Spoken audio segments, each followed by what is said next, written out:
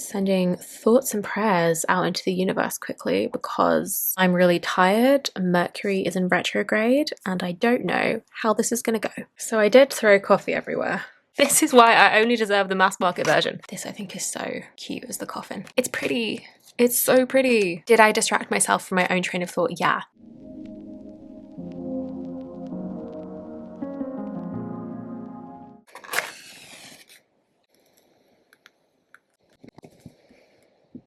Hello everybody, it's Sylvie. Welcome or welcome back to Tarot Magpie. I hope you are doing all kinds of good. I've got a bit of a haul for you today. I have had a flurry of new things come into my collection, some decks and some books, and I thought I would show them off basically. Most of these I bought for myself. One of them was a Kickstarter that came in. I had a pre-order that came in, and I also just got myself some treats. So I will get straight into it. I hope you enjoy. Okay, so first up, because this was on top and because you've seen it before if you watched my recent update, recent favourites video, this is the Gay Marseille, which is a Marseille deck, obviously, by Charlie Claire Burgess, who created the Fifth Spirit Tarot and wrote Radical Tarot, which I'm obsessed with. We've got the star sitting on top because I only filmed that last video a few days ago and I haven't used this deck since, and I sat the star on top because I just think this is my favourite star card I've ever seen. But this is a Marseille deck. This was a Kickstarter that I backed last summer, I think, and I believe all the Kickstarter decks have gone out and that they will be putting the additional decks up in their shop if you missed the Kickstarter. So you should be able to get your hands on a copy of this relatively soon, even if you didn't catch the Kickstarter last year. And I'm just obsessed with this. I don't want to repeat myself too much. I just think it's beautiful, it's cheeky, it's fun, it's so gay. It's so gay. It's incredible. All the little details in the minors, I just can't get over it. I'm just in love, and this has really reignited my enthusiasm for learning the Marseille system, which is great. You know, that's what we love. So, like, I won't wax too lyrical or too poetic or too anything else, but I just think it's so fun, it's so vibrant, it's so gay. Like, it's incredible. So, the Gay Marseille. Speaking of Marseille, this is one of the books that I have purchased recently. This is Cartomancy in Folk, Witchcraft, Playing Cards and Marseille Tarot in Divination, Magic and Law by Roger J. Horne. This is the expanded second edition. I bought this for a book club that is being hosted by Tegan of Cosmic Creeper via her Patreon. I haven't picked this up yet. April is month 2. I'm way behind. This took forever to get to me. Life has been busy. It's fine. It is what it is. But I'm really looking forward to jumping into this. And I also have a little bit of extra motivation now that I have the Marseille in. This, I think, is... I don't know if it's primarily aimed at reading playing cards, but that's my intention coming to it. But obviously it's also going to assist with reading Marseille style. So I'm not sure where we're up to book club wise. I could not begin to tell you. So I'm looking forward to having a day, an evening, a long afternoon, a something where I can just like sit down with this book and dig in and like dig into the conversation that's been happening that I have just been absent from. So I'm really looking forward to getting to grips with this. So that is my... No! Fuck! Okay, so I did throw coffee everywhere. I caught the edge of the Marseille box, but I think that's so bloody annoying. But the cards are okay. The box did its job. Okay, so I suppose it's better that I threw the coffee than the candle. This is why I only deserve the mass market version. Cartomancy and Fake Witchcraft. I'm really looking forward to digging into this. I don't think I even had a sip of my coffee. I think I just dropped it. Okay, moving on. Hopefully with fewer disasters. All right, while we're talking about other systems, I picked myself up a couple things on eBay that I've had my eye on for a while and that just appeared at really good prices. This is the Dreaming Way Lenormand, which should be pronounced with a French accent, but I can't do that. Title card. Wee little booklet, which is very cute. and has very bare bones information and some keywords on each of the cards. And then these are the backs. And then I've given it a shuffle. I checked everything was in here and I gave it a shuffle to assess the cardstock, which I'm pleased to report is nice. And yeah, it's a Lenormand deck, and I really want to get into Lenormand, but I couldn't find, there's not that many decks that I really like the vibes of. This one isn't quite my perfect deck because it doesn't have a gender neutral person option, but I think it's really cute. I don't have the Dreaming Way Tarot, but I really do want it, and this is very much a similar style.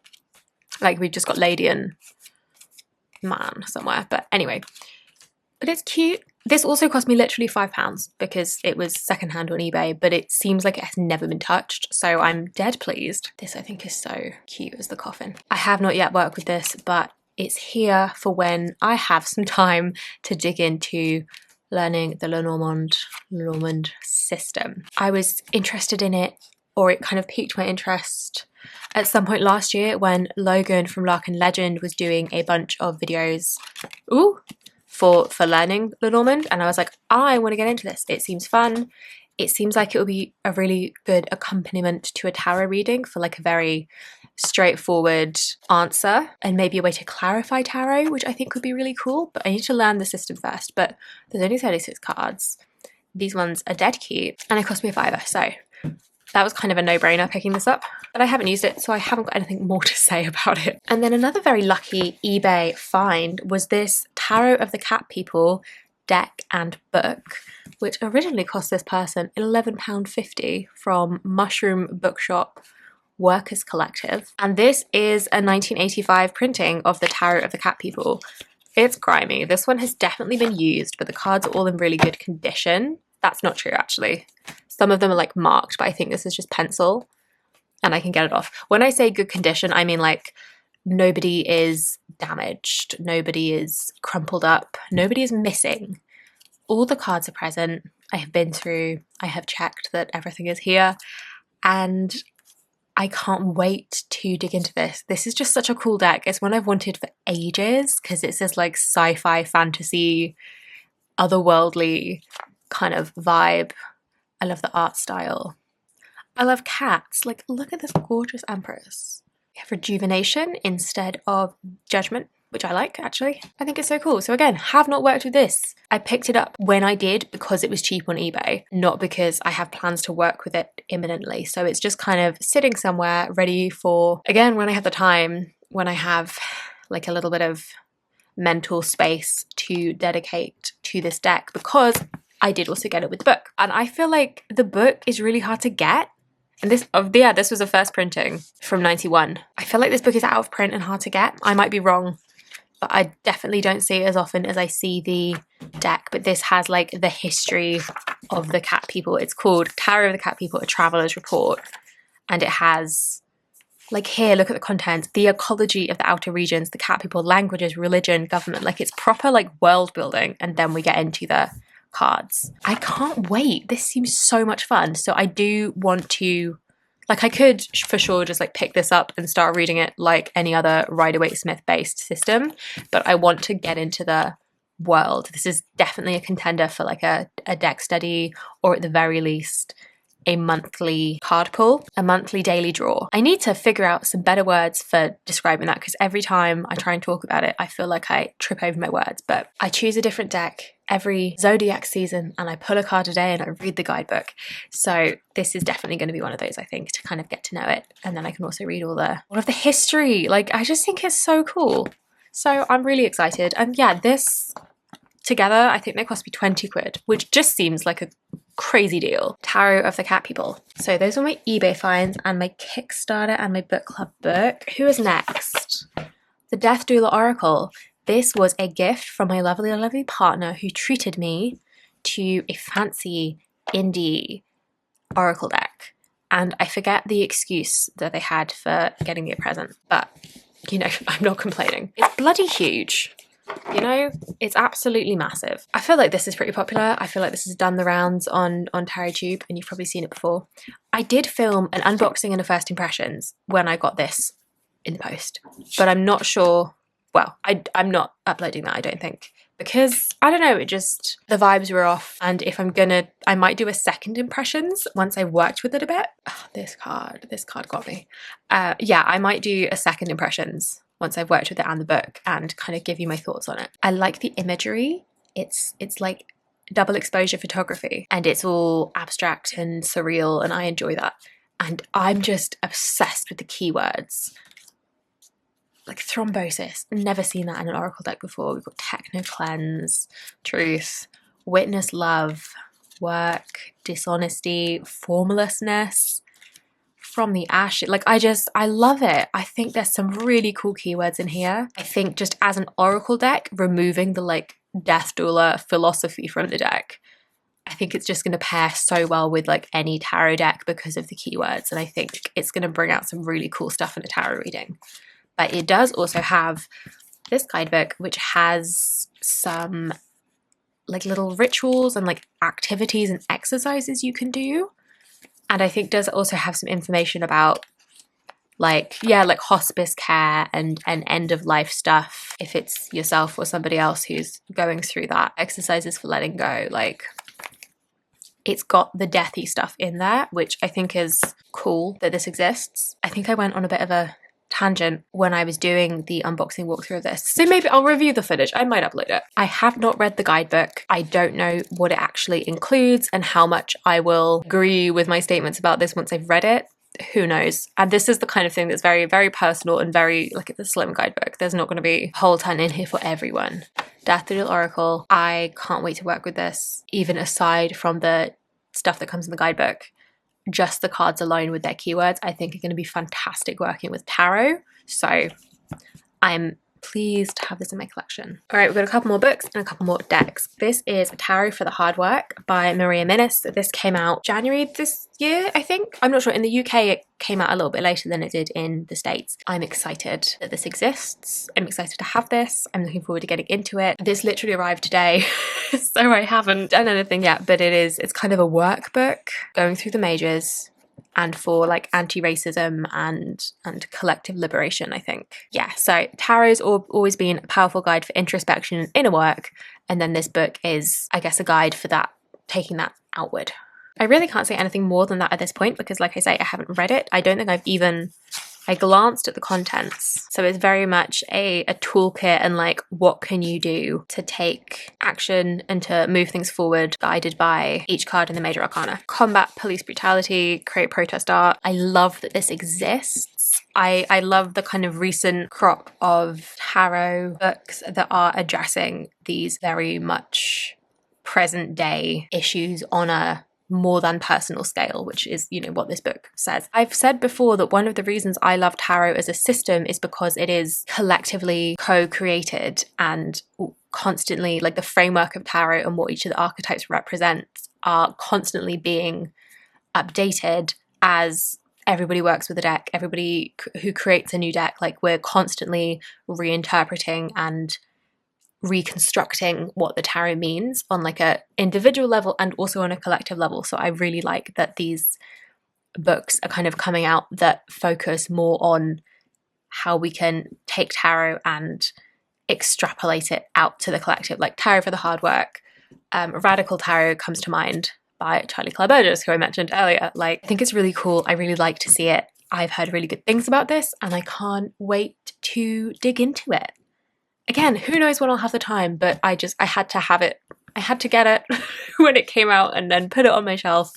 And I'm really looking forward to just like seeing what this approach gives me. So that is Tarot for the Hard Work. Running out of space because the coffee spill. I don't want to be putting my stuff down where there was a coffee spill. Okay, we have another book. We have Finding the Fool by Meg Jones Wall, a radical journey to... No, a tarot journey to radical transformation. Bitch can't read. This came out last year at some point, and I didn't get it when it came out, and I don't quite know why. I think it was just expensive for some reason. It's printed in the US, so I think probably the price in the UK is very fluctuating, And I think I didn't jump on it when it was initially published. And so it just became harder to find and more expensive. Anyway, that's beside the point. I have it now. Meg Joneswall, as the book says, is the founder of 3am Tarot. And I really love her approach to the tarot. And also the way that she approaches tarot spreads. So I'm just excited to get her perspective on the tarot. And I think this is a bit more of a straightforward like tarot handbook. Major Arcana, Minor Arcana are the bulk of the book, and then Tarot and Spirituality, Tarot and Creativity, Tarot and Occult Esoterica, Tarot Spreads, resources for further study. This I love to see. We know I love a bibliography and a resources list. But yeah, I'm looking forward to this. This is probably going to sit on my shelf for a little bit. I think I'm going to finish reading Radical Tarot, which I've been working my way through, and then I'll pick this one up. I think I'm gonna read this in its entirety, but I will finish Radical Tarot first and then move on to this one. But I'm really pleased to have it. You know, I was like, it should be on my, it should be on my bookshelf. I know that this author is queer, and so I think this book is another one that focuses on making the tarot contemporary and applying it to the world we actually live in and the people who actually live in this world, opening the door for readers of all genders, identities, and experience levels. So I think it is like a Tarot 101, but it's a Radical Tarot 101. So I'm excited. I'm excited to see the approach that this book has, and I just love reading tarot books, you know? 2 more decks. This one is the Shadowscapes Tarot, which I have filmed an unboxing first impressions, have not yet uploaded it. I plan to. I just have, I've hit a phase of I want to film all the things, and I have so many videos that I want to film that I'm just like, I don't know when it's going to go up. I have filmed an unboxing first impressions, and that will go up at some point because this was in my why haven't I bought these decks, tell me what to do video. I think that went up in March sometime. And this one was almost unanimously in the comments. Everyone was like, yes, the Shadowscapes is a good deck and worth having in your collection. And then Amazon was doing a random sale, and this went down to like half off, and it's the proper big one with the big guidebook, which is the edition I wanted. So I thought, treat yourself. And I bought the Shadowscapes Tarot. Once again, have I really worked with this yet? No, I have had no time, but it's there. Look, it's just so gorgeous. This was the bulk of my unboxing, was me just going, it's pretty. It's so pretty. It's so pretty. It's gorgeous. This is a well-known deck. Well-known, well-loved, I'm sure, so I won't linger on it too long, but it is totally beautiful. I'm really glad to have it in my collection, although I haven't read with it yet, so we'll see how that goes, but it wasn't an immediate, oh no, I made a mistake, which is a good sign. I won't know how I really feel about it until I get to reading. My mind was never going to rest easy about this deck until I gave it a go, so finally, this also came in today. This is the Witch Sister Tarot by Julia Jeffrey. This was also in that should I get this deck video, and I obviously caved and ordered this deck because I just wanted to. I don't know what else to tell you. I just very badly wanted this deck. I know it's portraits. I know I say I don't like people looking at me. There's just something about this that I feel like this is not going to be the same problem I usually have, because these look more like representations than people. Does that make sense? They feel bigger than just individual people. They're representations of like something bigger and something energy and... Anyhow, this came in today. I flicked through. I love doing the like fan and looking at the borderless edges, and the color palette in this deck is just so good. Did I distract myself from my own train of thought? Yeah. I got this in today. I gave it a look. I gave it a shuffle. It wasn't an immediate no. It wasn't an, oh God, I've made a mistake. This is too people-y, which like I say is a good sign because that has happened before with people-y decks, and I'm like, oh shit, this ain't gonna work for me. But I'm hopeful, and I can't wait to dig into the book either. This is based on Celtic and I think specifically Scottish folklore and history around myth and witches and witchcraft. And I'm moving to Scotland soon, so it just feels like very appropriate for me to be getting into this. We've got magpies in the Three of Skies, which is Three of Swords, and you know, Tarot Magpie. It's just, oh, it's so beautiful, and it feels so powerful and so big. Does that make sense? It feels magical is what I'm saying. I'm extremely excited about this. I didn't film an unboxing because I feel like everybody has filmed an unboxing because this is relatively recent, but I might do a second impressions kind of deal once I've read the guidebook and had a bit of a play with the deck. I do like to featured decks that I get on the channel, purely for my own sake. Otherwise I feel like I'm ignoring them. So either a walkthrough and a first impressions when I first get it to give it some proper attention, or I'm going to try and do more like second impressions type videos with something like this, or like the Death Doula. It's kind of my unspoken, unofficial goal to do a dedicated video for each deck that I get in this year. This is beautiful. This has been very popular on TarotTube recently, so I probably don't need to be showing you the entire deck, but I just think it's gorgeous. And I've had a flick through the guidebook. I pulled a card at random. It was the 10 of Trees, which was sitting on top of the deck. I read the guidebook entry. I like the style of the guidebook. It's written by Julia Jeffrey. I like what I've read. She is Scottish and like has the background in it. And I think there was in the entry that I read, actually, it was a mention of something that her mum used to say. So it feels like there's more depth to the history of it because there's a personal history. And like, not to say that people who aren't in a place and aren't tangibly connected to a place can't know it. There's something special about reading this from the perspective of somebody who has always lived in this place and lived like alongside the folklore and the history. So anyway, again, this is another contender for a deck study, and when will I have the time to do that? I don't know, but I got myself some presents, okay? I was gifted a present. I had pre-order and a Kickstarter come in. Some of these were gifts to myself just because. A couple of them I made the excuse of, well, it's my channel's birthday, so I should get presents. The why and the how doesn't really matter, but I have some new things to play with and I'm really looking forward to doing that. I'm gonna leave it there. Thank you so much for watching. Let me know if you have these things, if you have thoughts on these things, on these decks, on these books. I'd love to hear from you. Thank you for spending some time with me. Give me a like if you liked it, subscribe if you haven't already, and I will see you in the next one. Bye-bye.